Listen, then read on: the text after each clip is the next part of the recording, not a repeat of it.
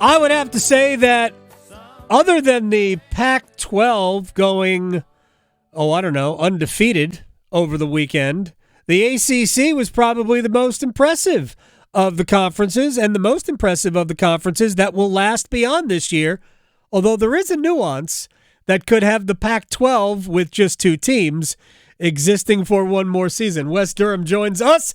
He is the voice of the ACC. I appreciate your time, sir. Did you hear about that, by the way, that Oregon State and Washington State for at least 2 more years could be a conference of 2? Yeah. I would suggest highly that you get John Wilner on your show. I've tried. It's not easy. It's not easy to contact. If you have a contact, by all means. Yeah, his podcast with John Canzano is excellent. And they started into that about a month ago, maybe 3 weeks ago. I guess I heard that for the first time. And the reason the Pac-12 is, as you've probably explained to your listeners, the reason the Pac-12 needs to stay in business is because they're due about $60 million of NCAA basketball money, right? Right. So here's what I'm going to forecast for you. Since we can all do this and never be held accountable, apparently, in our industry now, I'm going to tell you that the Mountain West dissolves operation and joins the Pac-2. Okay. How about that? I'm gonna give you that only on the line of this. The Mountain West would dissolve in about 18 months, a so-so television deal. Yeah. They would dissolve. Now, first of all, the 2 schools staying in the Pac-12 would have obviously higher slices of the pie, bigger slices of the pie than the members of the Mountain West, but it makes too much sense. It makes too much sense for those schools to join the Pac-12 as opposed to the Pac-12 foregoing that money that obviously could be shared to those members as well. It actually makes more sense than not when you start thinking about it if you just take the loyalties and all the other things out of play. And they've got a commissioner. Kleofkoff won't be the commissioner, so on and so forth. Be Craig Thompson, right? When Craig Thompson. No, Craig Thompson retired. Oh, man. And the young lady who got the job, and forgive me, I cannot remember her name, but they have a brand new commissioner. I think she's been, how about this? Been on the job about 6 months. Perfect. And you start dealing with this. So there Perfect. you go. Look, if I were Oregon State and Washington State, I would just be a conference of 2. Well, you can, technically. Right. Now, how much status can you maintain? What you kind of leverage 2 years. do you have? Yeah, you get 2 years. But the way I like to look at it, AG, is the ACC didn't go 8-2 in non-conference football action this past weekend. They went 11-2. That is absolutely right. All right, let's talk about, because SMU won at home against Louisiana Tech. Cal and Stanford both had comfortable, convincing wins on the road. All right, let's start in Charlotte, where Carolina beat South Carolina. I had my doubts as to whether or not Carolina would be able to show anything on the defensive front. Right. But I thought their defensive front was to me, the eye-opening winner of the game for them. Yeah, I think what Kamen Rucker being the Walter Camp National Defensive Player of the Week, If you'd have bet $10 on that, what would have the take been? A lot. Yeah. Yeah. I was impressed. I was I'm curious because since I've got the game Saturday, I'm going to get to ask this question, I guess, Friday with Gene Chizik. I'm as curious about the 3-man front package as I am anything else I've saw this weekend out of Carolina. I mean, Chip Lindsey throwing the ball to the tight end shocked a lot of people that knew Chip Lindsey. It didn't shock me because he's got 3 really good tight ends. Yep. But the 3-man pressure package that Carolina came with against a pretty respectable offensive line of South Carolina. I mean, it's not like South Carolina had 2 guys and 3 cones out there, okay? They have pretty good offensive line play. And I saw that 3-man package get a lot of pressure. And Kamen Rucker came from peeling on one side. I really thought that the way they used Amari Gaynor was pretty cool too. Yes. I mean, I just think they did a lot of really good schematic stuff, and I'm excited to kind of see how that carryover works. But yeah, the defensive side for Carolina, and by the way, losing DeAndre Boykins in the preseason is a big deal. Mm-hmm. That guy was a good player for them. But they're playing with renewed confidence, and I'm curious how that confidence is, if it's schematics, if it's the constant repetition of things. I mean, I'm really interested to talk to Chiz on Friday before we do the APA game on Saturday, obviously. Max said, I believe it was yesterday, that they're defensive front had been causing their offense problems in practice. He goes, but I didn't know if what it was. I didn't know if it was real or, you know, and then we would see. But, I mean, I thought, you know, the pass rush is one thing, but I thought the South Carolina had zero success running the ball. Right. To me, it was even more surprising because I just assumed that South Carolina would have success on the ground against UNC because everybody has seemed to. It wasn't so much to me about the pass rush. I know 17 sacks all of last year and basically half that many against South Carolina Saturday. Yeah. But South Carolina couldn't run it, and I thought that was the most impressive thing. I agree with that part. And then the only pause of concern I have is that the Gamecocks had some drops. They did. And Carolina allowed 350 yards of passing. Yeah. I mean, that's how much of that is a concern now, and what can you do to tune it up to match? But here's the reality. Rattler was hurried all night, never got comfortable in the throw game. He did throw for 350, but you know, the plays that he made downfield seemed to be busted plays or plays where he improvised out of what was originally called. Now, you can look at that and measure it any way you want to, but nonetheless, Carolina got to him 9 times and they slowed the run down, which is more than you can say about any Carolina defensive unit, really in the last couple of years. So there you go. Tess Walker going to be on the field against App on Saturday? I think he is. I do too. I think that the kid at Arizona State, the kid at Florida State, and the 3 other kids that are involved in this type of rewriting of the policy or re-administrating of the policy that the NCAA has been, you know, getting publicly flogged for the last month or whatever. I think they reverse course on all those kids. At least I hope so. Which makes what I said before the weekend even started, that if I were North Carolina, I would have put him on the field. I would have put him on the field and dared the NCAA to do something about it because ultimately they understand he's going to be eligible. The NCAA is just doing NCAA things. All right, Wes Durham, voice of the ACC, and I know you're going to have the App Carolina game coming up. Hopefully some people here will be able to watch it, but I know I can. YouTubeTV.com. Go check it out. The Blue Devils did the thing. Last night. Did they? I know Clemson was not at their best, but I don't think Duke was either. So, I mean, both teams left points on the board or gift-wrapped points for the other team, as Duke did. Duke was -10 on their mistakes in the first. We lost Wes here for a second. I'll point this out to people as we get Wes Durham back on board here. Duke was -10 on their mistakes in the first half.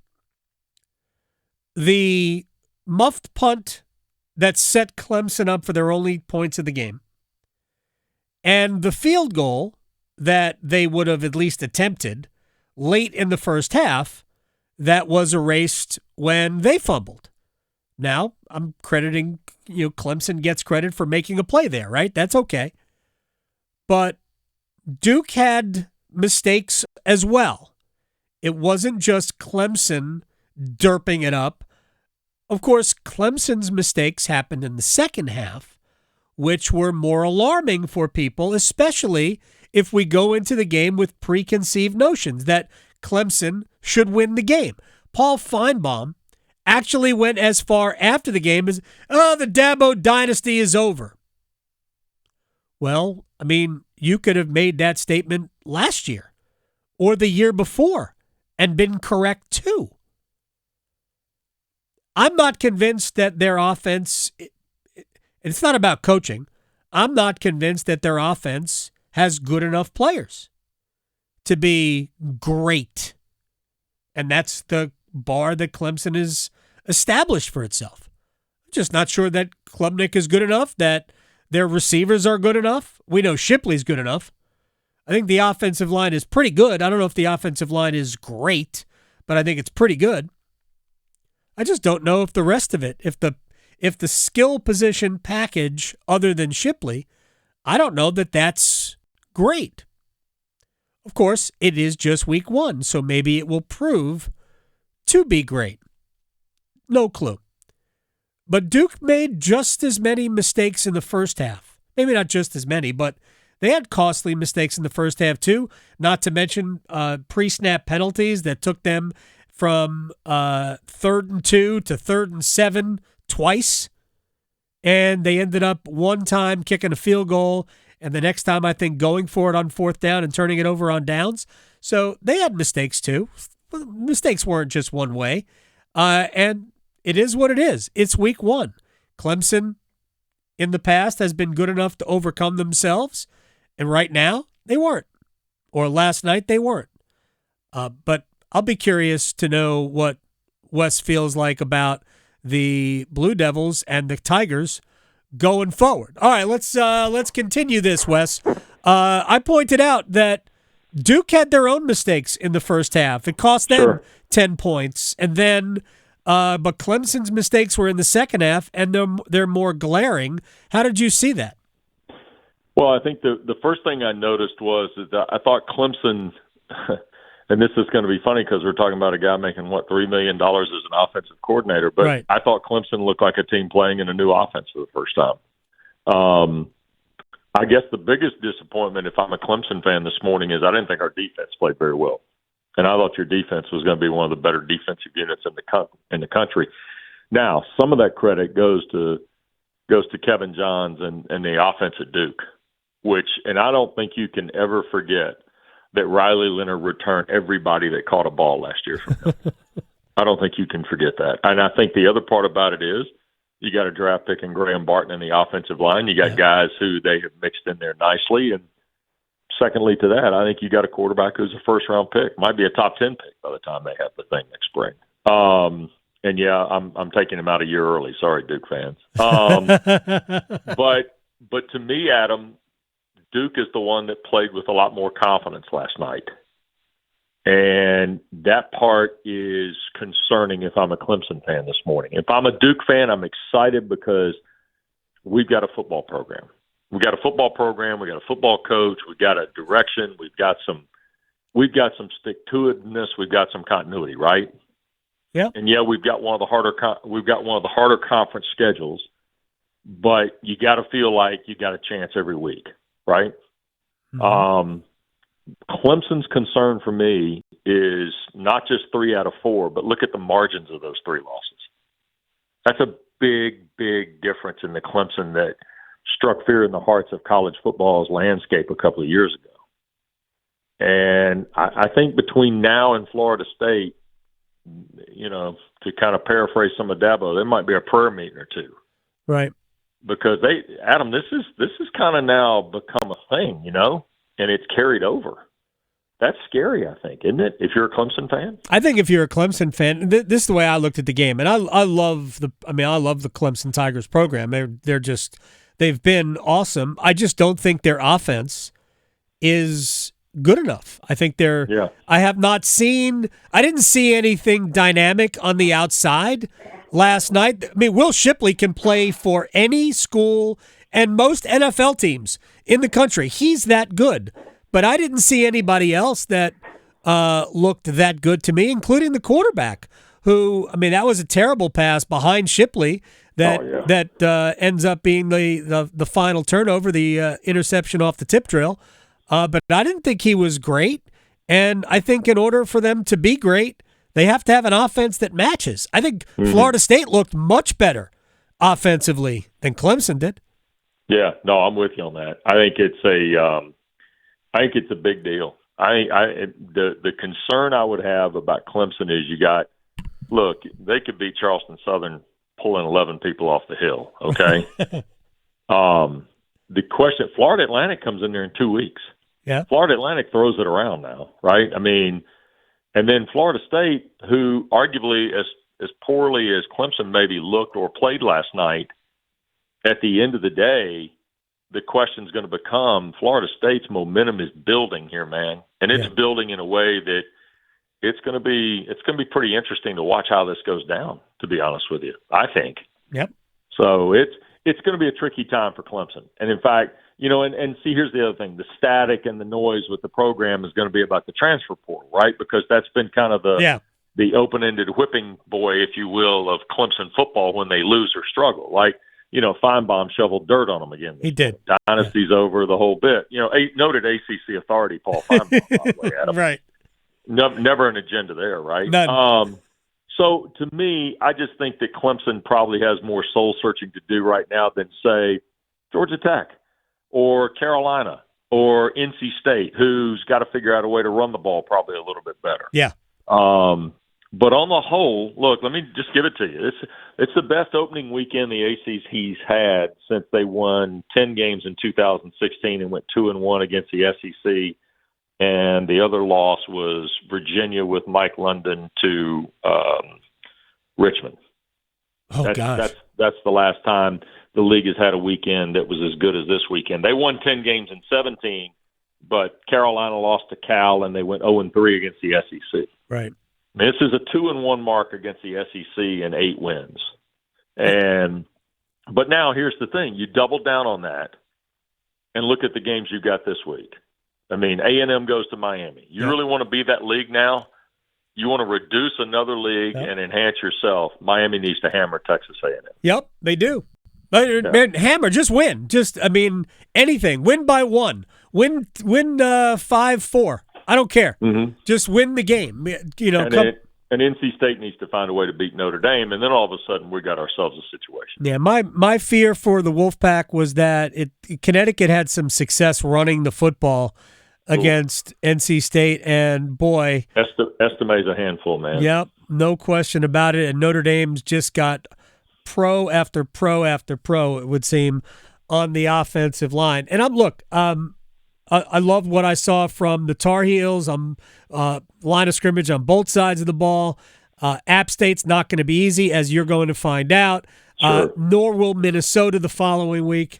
And then they go to Pitt, and I think that's going to be that. Who knows? The winner of that game might end up being the plan B for the conference championship game if it's not Duke. Let me tell you this: I think Carolina Pitt is for get ready to spend the fall in the top 4 of the ACC, because I think they're going to be. Look, Clemson's going to have a moment. Is it going to be Florida State? Is it going to be somewhere after that? If Clemson loses to Florida State, they're 2 losses before they get to October 1, and essentially they're out of the college football playoffs. Okay? Yes. Think about that. Okay, so Clemson's been out of the college football playoff, but like last year it was when they lost to South Carolina, right? So now how do you handle that?